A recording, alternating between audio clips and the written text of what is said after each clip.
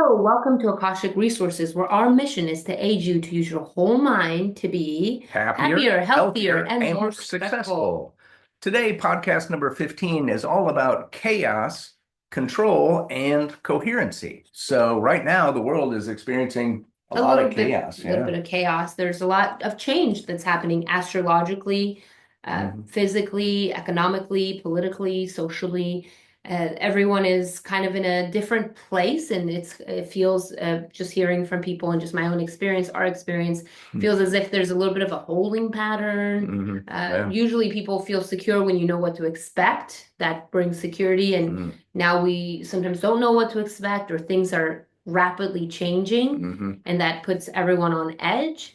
And so that's what's happening. That's kind of the Yeah. facts of what's occurring, The the chaos. stimulus, the that's the environment. And And I was thinking about chaos. I've had a little bit of it in my own life, and so I kind of understand it. And chaos can be a catalyst. Chaos is what um, creates change because it brings in a lot. Chaos is just a lot of energy that's what not directed. It's chaotic. It's not coherent. So how do we move from a place of chaotic energy, whether it's your toddler, for example, or toddler or now well, young, 4 and 6, and 4 and 6 year olds? that's They're not toddlers anymore. They've grown up since the last time we did this episode. I did episode. They when they're losing control of themselves, it's an opportunity for us to be better, to listen, to direct the energy, to direct the consciousness of what's occurring and who directs that energy. Yeah, we do. So that's the typical reaction is we want to control the environment. We want to control the outcome of some event. We want to control and that might be a war on the other side of the world, and that's difficult for one person to control. And we can't control the economy. We can't control the interest rates. We can't control the real estate market. The only thing that we can control is Ourselves. And ourselves. just to speak a little bit on control, is that it's a very natural tendency because we have this survival instinct within us and our brain is designed to protect. And so our initial thought when there is any type of threat coming our way is to get into fight or flight and to begin to create protections. And sometimes that protections, or a lot of times, unless you're being chased by a tiger, Hmm. it's not very helpful to get into that Being mode. chased by social media on my And phone. yeah. And so, what do you do when you're feeling on edge? And Hmm. people do interesting, different things because we're Oh all yeah, so yeah, different. yeah. And things hit people in different ways. Someone might be really upset and hurt about a couple of years ago during some big world thing that was going on. I had a friend that really was really struggling with um, the effects of everything, and it was just like really difficult for her. Whereas for someone else that might not be a big deal, Wasn't but triggering for it them. wasn't triggering, but something else was. And because there is a lot of access to more information as well, we have a lot of opportunity to be triggered. Where I read somewhere Mm. that we weren't really designed to have access to as much information. If you think about when we were in tribes, or when there wasn't electronics and social media, it would take you maybe I don't know, a whole lifetime to get from one side of the country to the other. I mean, not a lifetime, but a couple months, 6 months. You might not even make it. So what I mean by that is the connections were a lot less. You were in your little group and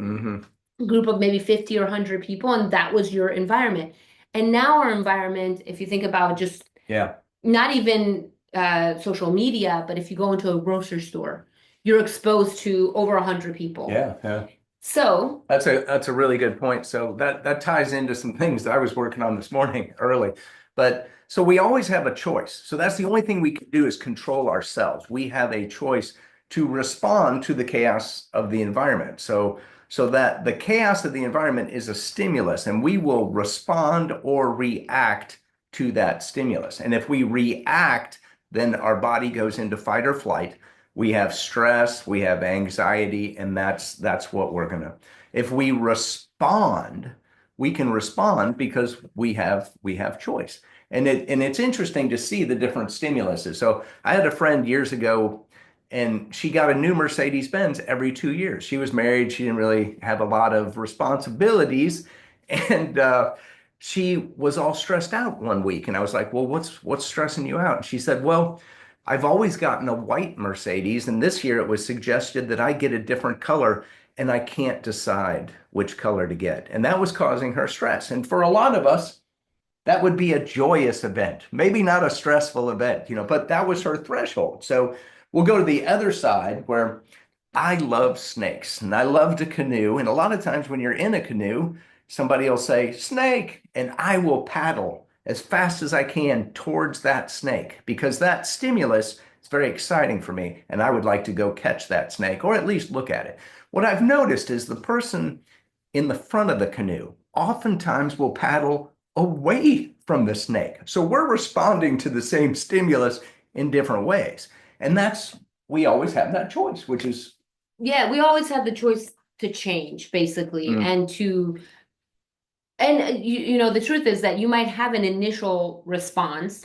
For example, when your child puts chalk on an entire dresser. This right I'm here, just seeing it right here. now. This is in the moment. In the entire dresser.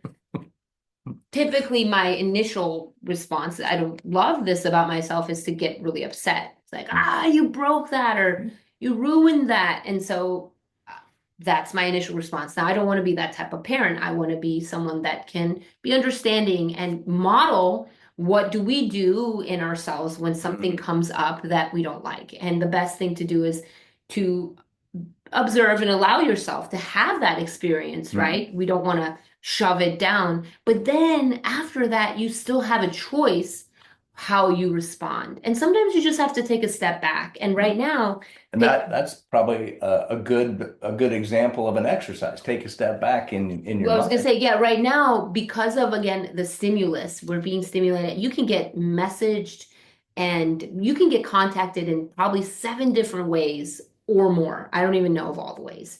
And so you're constantly receiving stimuli all day long. And so because of that, it's up to us to create the container, that enclosion to reset ourselves. So in that situation, there's things you can do, such as, what is the next example of something you can do? We were going to give some free tips here and just things that you can do in the moment to, when you're feeling that chaos, you're feeling the anxiety, you're feeling the stress. How can I take charge? How can I take control of myself? One of my favorite things is alternate nostril breathing. So it helps to bring the body out of fight or flight and back into a coherency, back into a place of calm, relaxing. So how you do alternate nostril breathing is you take your thumb and you close one nostril and then you breathe in through the other one. Then you close that one and breathe out, then back in.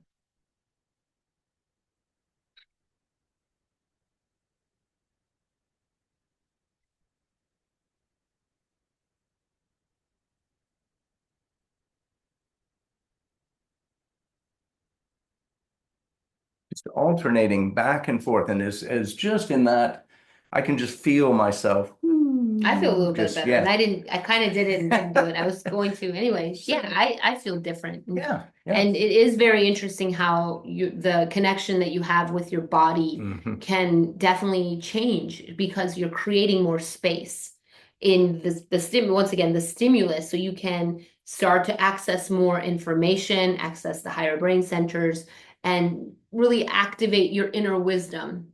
And once again, just going back to this theme of from chaos to coherency, is this quote that I just recently heard in a yoga class that I really loved, that was from Einstein, which is, the quote was, "The middle of difficulty lies opportunity," Einstein. And I was like, wow, yeah, that's such a great example of what I personally feel like I've been through in the past 3 years for different reasons, because life happens to us, is I've had so many opportunities to change, whereas I probably wouldn't have done certain things that I'm doing now.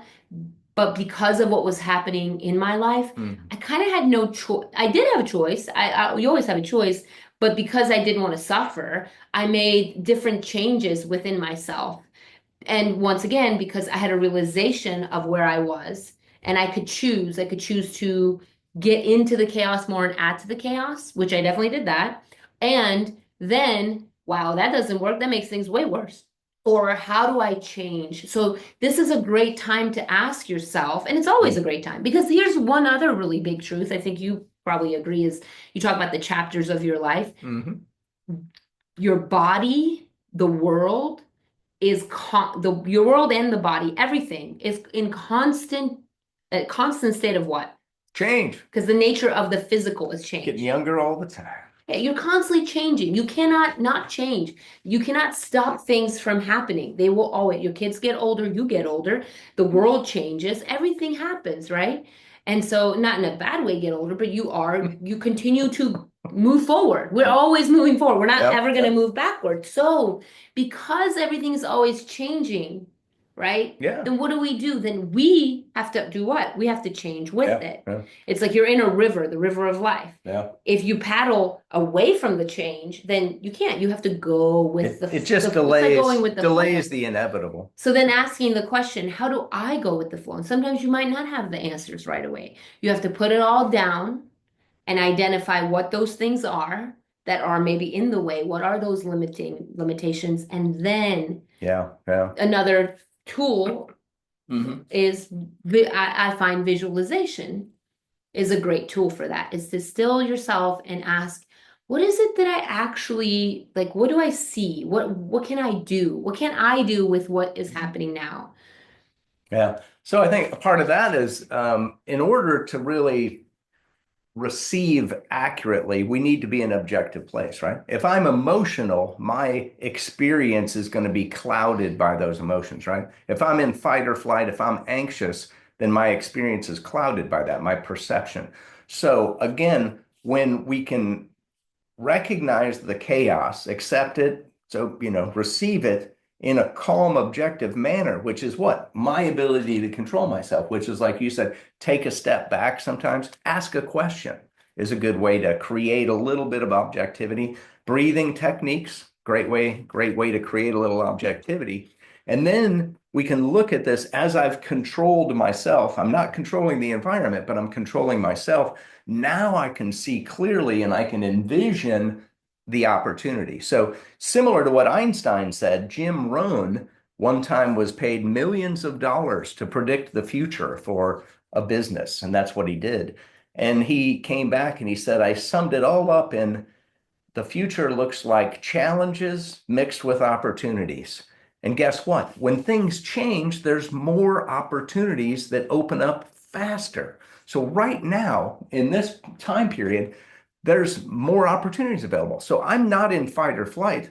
I'm actually excited by this chaos because here's what's happening. Real estate prices are coming down. Inventory is going up, which means in the Dallas-Fort Worth area and a lot of parts of the country, this is only the second time in maybe 15 years that you can buy a house for less than what they're asking for it. Secondly, interest rates potentially are going to come down in a few months here, which is what? That's a great opportunity for someone with foresight that has a plan. And we and some other people have a plan, and these chaotic times are actually helping us to define the plan and implement the plan, which is incredible. But if I was in a place of fear and if I was really reactionary to a lot of the changes coming on, then I might not recognize those opportunities. And I think to be transparent, there's definitely moments that both of us have also experienced. We just on a day-to-day basis, right, you look at the headlines and you get my question, where should I've asked that question, where do you want to live on this planet Earth? Where, an island? Looking up some islands. So yes, of course, we are human beings and we're designed to get afraid and get angry and have these emotions, and those emotions can be also very chaotic. And as we can hold space for ourselves to be with them, we can identify the deeper need or the deeper desire that's there. And there's always something there for you. There's a teacher that I had at the school, metaphysics, Dr. Laurel, and something that I always use this still to this day, which goes back to coherency actually, is she would say that when something's happening that you don't understand or that you don't want to be happening or is difficult, we all know those things, she would say, put your attention on your heart and ask yourself, what is the understanding that is being revealed for me? What am I understanding? There's something that I'm getting a chance to understand right now in this misunderstanding or this difficulty. Mm-hmm. And then if you think about the heart and head coherency, when I bring my attention to the intelligence of my heart, scientifically, this has been proven that you create coherency in your body when you connect with your heart and you really receive the information that's within your heart and then connect that back to your thoughts. You start to create a loop of coherency within yourself. Yeah. And the world is changing, but who is made, I think about this, like, who makes up the world?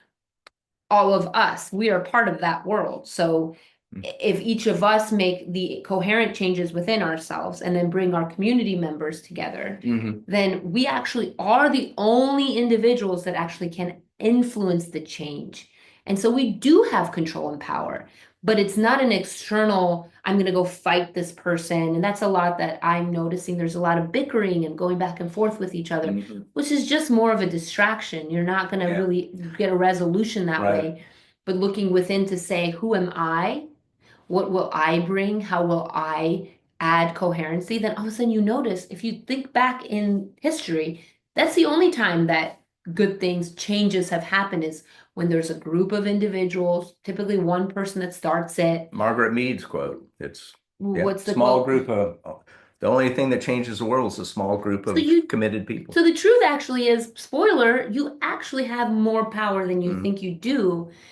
But it does start from the inner alignment. And that's, I think the beauty of that, I was thinking about that today, is we are given, God has given us a vehicle, our body, which is very intelligent, our mind and our soul. And so we have the most prosperous, abundant, valuable tool that could ever exist. Yeah. But we have to learn to use that instrument. Yeah. That is our responsibility. Right. And kind of, I was talking with Daria right before this, and we were talking about this audiobook, and this little bunny rabbit had lost hope, and we were talking about hope. And I was thinking about that in context of this, and a lot of people are like, I hope the world gets better. I hope things change in a productive way. And I started contemplating that, and I was like, yes, and it really doesn't matter, because what matters is that I get better. So if sometimes the world gets a little bit, more difficult, and what happens? I get better, because that's my response. My response to the difficulty is what? Maybe I'll invest in myself. Maybe I'll invest in education. Maybe I'll invest in a gym membership. Maybe I'll invest in learning a new skill. And a new career. Maybe I'll invest in some education techniques for my children.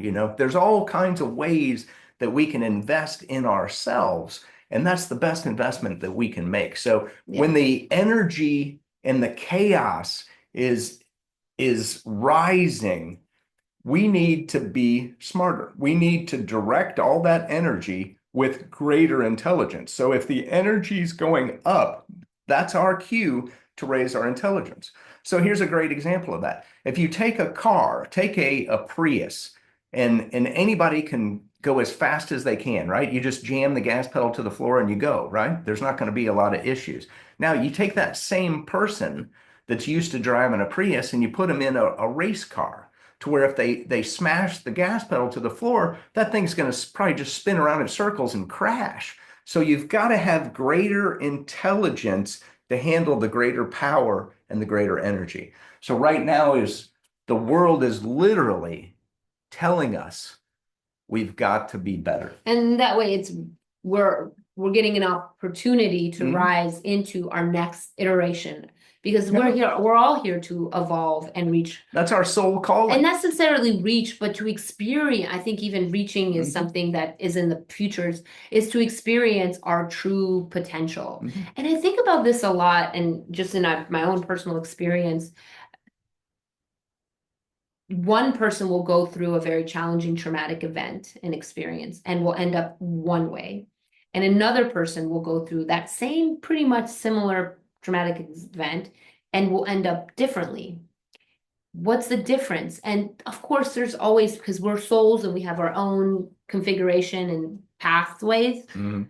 but it is, I've noticed that it is the choices that that person is making and saying, either this is defining me or Mhm. I'm going to transform from it. And I've really been inspired by a lot of my friends that I've noticed, wow, like I used to think this was an inaccurate way that I thought when I was younger, like 2 years ago. And I would be like, oh, that person's just really lucky. Their life is always flowing and amazing. And then as I've gotten really honest, I'm like, no, I mean, luck maybe, but really they're doing things differently. They're choosing different things. Mhm. They're doing different things with their mind, with their body, with their choices.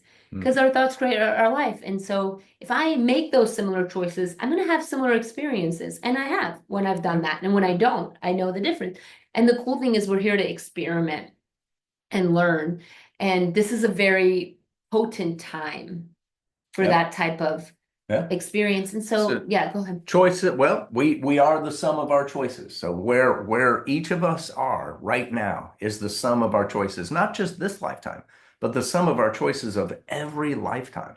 And it really comes down to maybe a good thing to end on is Mhm. really it's not as much it's a matter of who do we want to be. So in the midst of chaos, who do I want to be? Do I want to react? Do I want to be emotional? Or do I want to be a healing presence? Do I want to be a bridge? Do I want to be a connector? Do Right. I want to be a builder? Or looking at these types of things. And again, when we take some deep breaths, use some exercises, meditation is a great daily practice. All of these things, when we invest in ourselves, we can make these successful choices that makes life better, and we can be happier, healthier, and more successful. Definitely. That stimulates me to potentially end with Mhm. a small visualization meditation. Would you be open to that? Sure, sure. Yeah, let's go ahead and close our eyes and Oh, I thought I was leading it. That's oh, okay. I'm Go sorry. Okay, ahead. hey, how about that? So we got a couple of leaders here. Go Good to ahead. be Go honest. ahead. Take a moment and check in with yourself. Take a deep breath in. Tense the muscles of your body at the top. Exhale. Completely letting go of all the breath. Another deep breath in. Exhale. Last one. Exhale. Bring your attention completely into the present moment, remembering that the breath ties the body to the soul. And here, imagine this white light, this elixir, this consciousness that is part of you. It's within you, and it is also all around you. This stream of light. And imagine that stream of light entering from the top of the head all the way down to the base of your spine. Using your breath, expand this light into your entire body.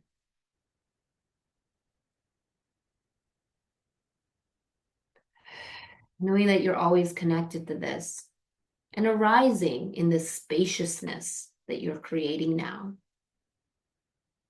There is a seed thought, there is a desire that's been planted there by you, and it's your choice to uncover it.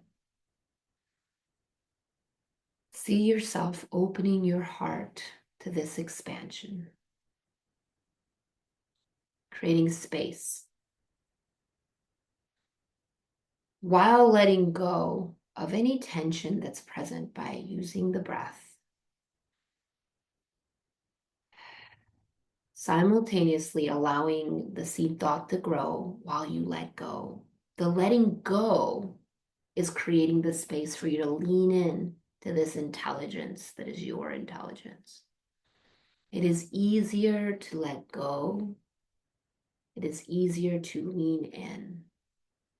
The more you lean in to this thought, to this desire, to this light, the easier it is to let go. You're creating freedom in the now. Continue to breathe deeply.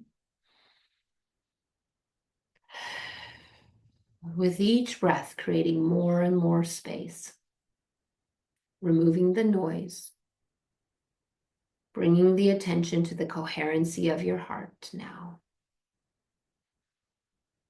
Listening and being a witness. Expand, expand, expand.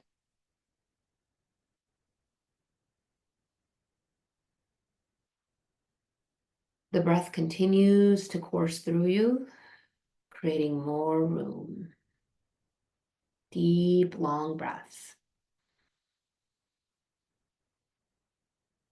With each exhale, creating more room. With each inhale, bring more light in.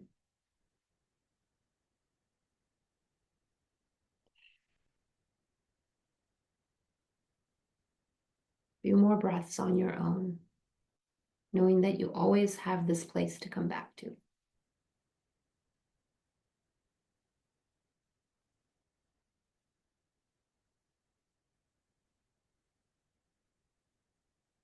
Slowly flutter your eyes open. Remember this as the real self. Thank you very much. Thank you.